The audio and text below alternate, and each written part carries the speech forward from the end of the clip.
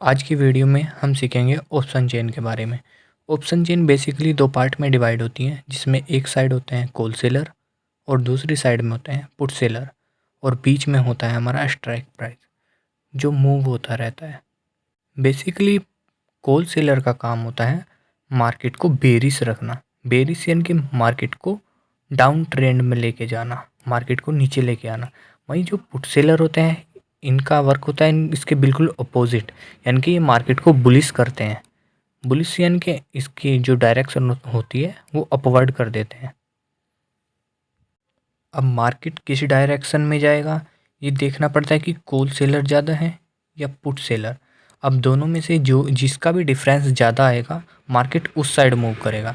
यदि call seller ज़्यादा होंगे पुट सेलर से तो मार्केट बेरिश होगा, और यदि पुट सेलर ज़्यादा होंगे तो मार्केट बुलिश होगा।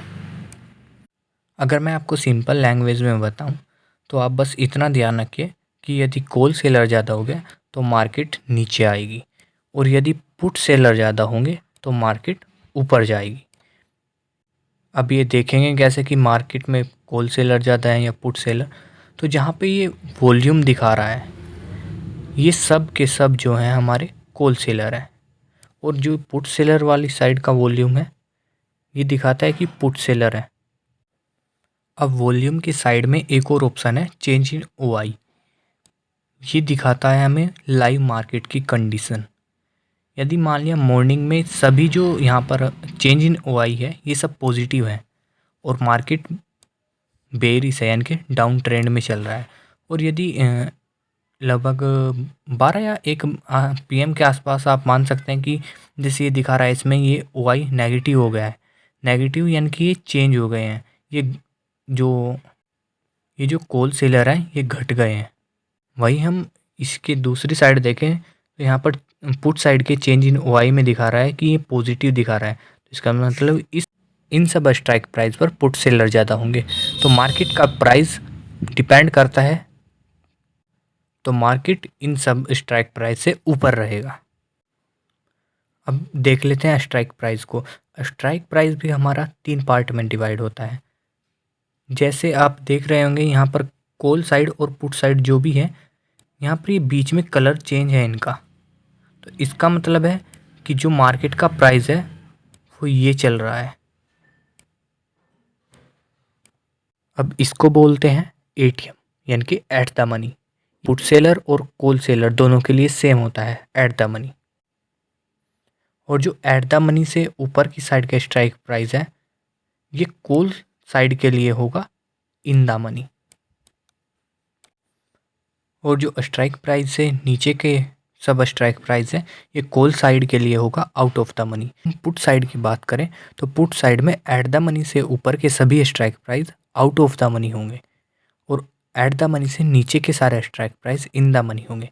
आउट ऑफ द मनी और इन द मनी को आप इस तरह से समझ सकते हैं कि जो प्राइस मार्केट में आ चुका है उसको हम बोलते हैं इन द मनी, और जो प्राइस मार्केट में नहीं आया है जो आने वाला है उसको बोलते हैं आउट ऑफ द मनी।